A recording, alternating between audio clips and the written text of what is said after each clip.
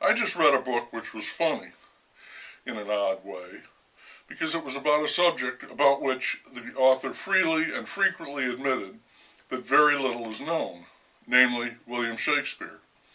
It gets funnier and odder because this paucity of hard evidence has not stopped thousands of other authors from writing about this man about whom so little is known. Perforce, as they say, they must journey into other realms than fact, namely speculation, fancy, fantasy, and inspired, even feverish, conjecture. Sounds like our modern news reports. In these areas, unrestricted by matters of fact, they can produce some pretty wild stuff. And about such notions, one famous critic once wrote, and this quote is why I am here, so please listen up. There seems to be no reason whatever to believe this except the pressure of a keen desire for it to be true. When I read that, I felt like someone who had been adrift in a sea of murk with no hope of light or land, when suddenly a bird appears, a harbinger in this case of reason, so often absent in the study of Shakespeare.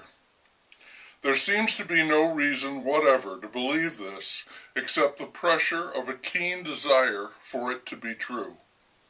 You can see that this comment has a much wider application than just the study of Shakespeare.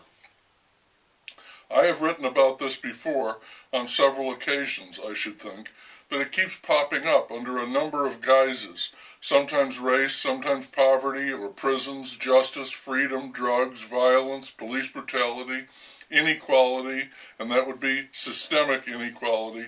There are any number of aspects to this most disturbing topic. What the quote suggests immediately is a mind not running on reason, but instead driven by a preconceived notion, a prejudice, that is prejudged, arriving at an answer without a careful, thorough assessment of the case. And if you ask anyone like me, are you prejudiced? They would be insulted by the question. Of course not, they'll say. Not me. I'm over that. I'm not prejudiced. But upon reflection, I know I am. I think just about everyone is, in one way or another. Prejudice is hardwired. Some people say it's in our DNA. It may well be. It's in our cultural DNA, and it exists independent of all reason. The Declaration of Independence says that we hold these truths to be self-evident, meaning not subject to reason. They are hardwired into all of us.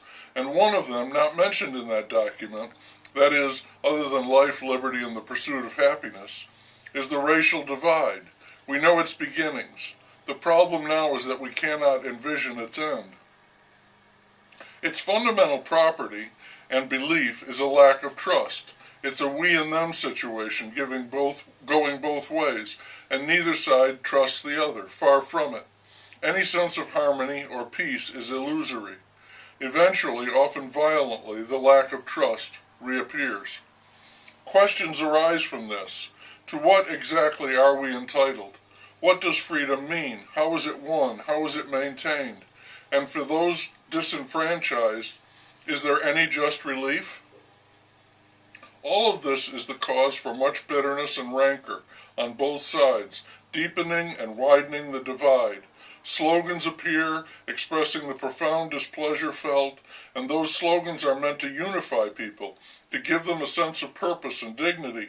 But ultimately, these slogans also divide. They open up that unbreachable chasm that yawns between us and them. There seems to be no reason whatever to believe this except the pressure of a keen desire for it to be true.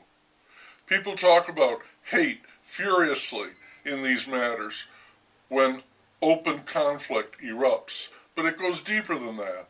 It goes all the way down to enmity, to a sense of perpetual predisposition bred in the bone, the sins of the father now visited on their sons, who in their turn will see to it that their children will see the truth as it really is, not as some people wish it were, or will say that it is so. I don't see any way that we will ever be over this. It is what we inherit, what we pass on. It's a bad seed.